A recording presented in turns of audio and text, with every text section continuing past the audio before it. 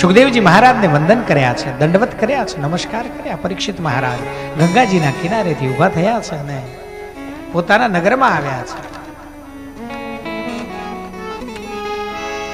આ બાજુથી સર્પલોકમાંથી તક્ષક નામનો નાગ, જે પહેલા દિવસે કથા કહી હતી ને, ઋષિનો શ્રાપ મળ્યો હતો, કળિયુગનો પ્રવેશ, ઋષિના ગળામાં સાપ નાખ્યો અને શૃંગી ઋષિએ શ્રાપ દીધો હતો.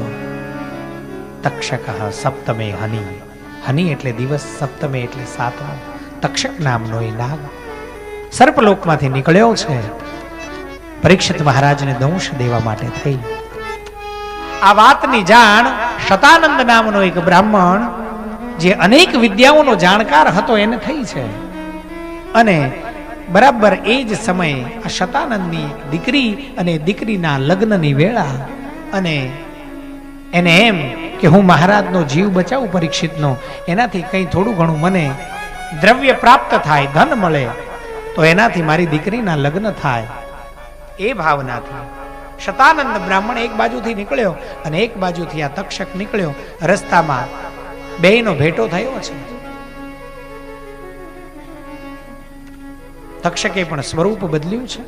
ભૂદેવ અને તક્ષક બે જણા ચાલ્યા જાય છે. વાતમાંથી વાત નીકળી, ભૂદેવ લાગો છો? શતાનંદ કહે, હા. કઈ બાજુ જાઓ છો?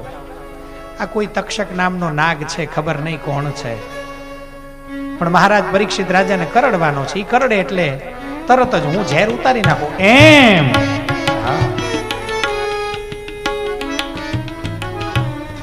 એટલી બધી તાકાત, તમે એટલી બધી વિદ્યાઓ? હા, જાણું છું. એમાં શું?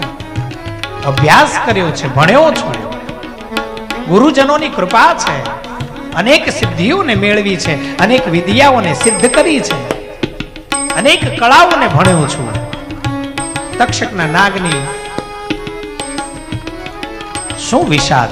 આટલું બોલતા તો તક્ષક ધ્રુજી ગયો. ઓહો, મારા ઝેરને ઉતારી દેશે!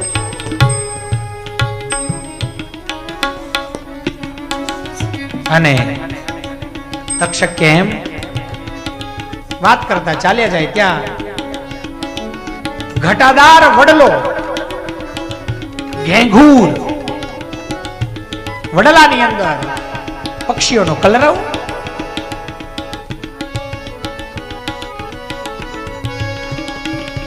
અને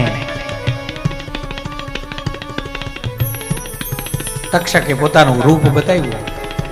તો સાંભળો ભૂદેવ, હું જ તક્ષક છું, બતાવો તમારી વિદ્યા. એમ કરી અને તક્ષકે આ વટવૃક્ષના ઘેંઘૂર વડલાના મૂળની અંદર ફૂટકાર કરી છે અને પોતાનું નજીવું સહેજ ઝેર નાખ્યું.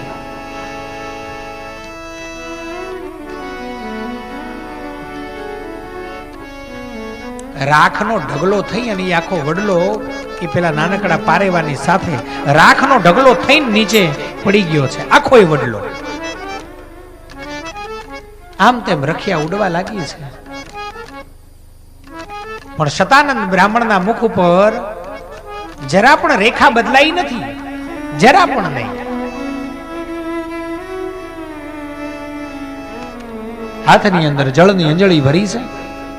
ઈષ્ટદેવનું સ્મરણ કર્યું, પ્રાપ્ત કરેલી વિદ્યાઓના મંત્રોને ભણી અને જળની અંજલિને એ રખિયાના ઢગલા ઉપર જ્યાં છાટી, ત્યાં જે પ્રમાણે વડલો હતો એનાથી 3 ગણો મોટો, 3 ગણો પહોળો, અને જે પક્ષીઓ હતા એનાથી 3 ગણા પક્ષીઓ એની ઉપર કલરવ કરવા માંડ્યા. તક્ષકને થયું, આ મારું ઝેર ઉતારી દેશે.